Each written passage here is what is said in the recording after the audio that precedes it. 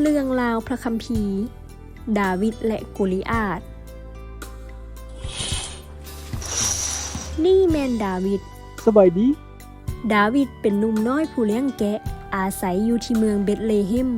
ดาวิดได้ถูกเลือกโดยพระเจ้าให้เป็นกษัตริย์คนต่อไปของชนชาติอิสราเอลแต่ดาวิดต้องได้รอท่าเป็นเวลาดนนานจนกว่าพระสัญญานั้นจะเป็นจริงเพราะว่าโซนยังเป็นกษัตริย์ของอิสราเอลอยู่กษัตริย์โซนเป็นผู้นำพากองทัพอิสราเอล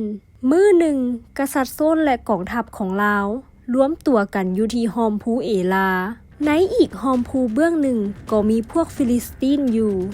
ศัตรูของชาวอิสราเอลร่วมตัวกันเป็นกองทัพพร้อมจะสู้รบในพวกฟิลิสตีนนั้นมีนักรบสูงใหญ่คนหนึ่งชื่อว่าโกลิอาธผู้ที่ท้าทายชาวอิสราเอล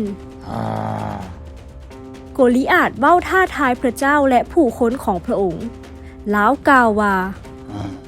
เลิกเอาพูดในแม่พวกเจ้ามาส่งรบกับข่อยชาวอิสราเอลและกษัตริย์โซนก็ย้านกลัวหลายในขณะเดียวกันพ่อของดาวิดก็ส่งดาวิดเอาอาหารไปส่งอ้ายของลาวและผู้บัญชาการอยู่สนามรบโกลิอาธย่างออกมาจากค่ายทหารของพวกฟิลิสตีนดาวิดได้ยินลาวห้องดูหมิ่นกองทัพอิสราเอลในขณะที่ทหารอิสราเอลเห็นโกลิอาธพวกเขาก็ย้านและถอยหนีไปดาวิดถามทหารฟิลิสตีนคนนี้เป็นไผเป็นอย่างเราจึงต่อต้านทหารของพระเจ้าผู้ทรงพระชนอยู่คำถามดาวิดถูกรายงานให้กษัตริย์โซนกษัตริย์ที่เคารพดาวิดกล่าวอย่าให้ผู้ใดย่างทรายฟิลิสตีนคนนั้นเลยข้าน้อยจะไปต่อสู้กับเราเองกษัตริย์โซนกล่าวเจ้าต่อสู้กับเราบ่ได้ดอกเจ้ายังเป็นหนุ่มน้อยอยู่แต่ดาวิดบอกกษัตริย์โซนว่าเราได้เบิ่งแย้งฝูงแกะของพ่อเมื่อสิงและหมีเข้ามา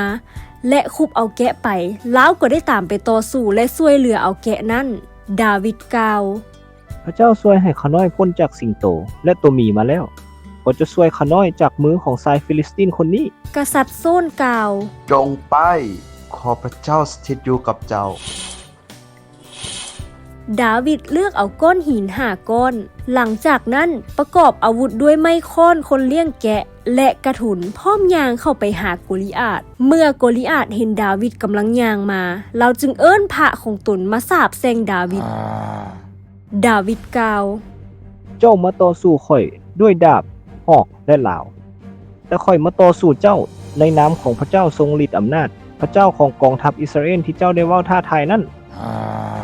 โกลิอาธย่างเข้ามาใกล้ตืมเพื่อต่อสู้ดาวิดและดาวิดแล่นเข้าไปให้เช่นกันดาวิดยิงกระถุนด้วยก้อนหินใส่โกลิอาธถึกหน้าผากของเราโกลิอาธล้มลงกับพื้นดิน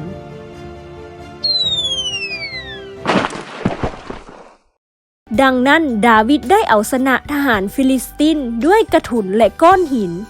โดยบ่มีดาบแต่ดาวิดฮู้ถึงฤทธิ์อำนาจของพระเจ้าและไว้วางใจพระเจ้าว่าพระองค์เอาชนะการสู้รบต่อสายห่างใหญ่นี้ได้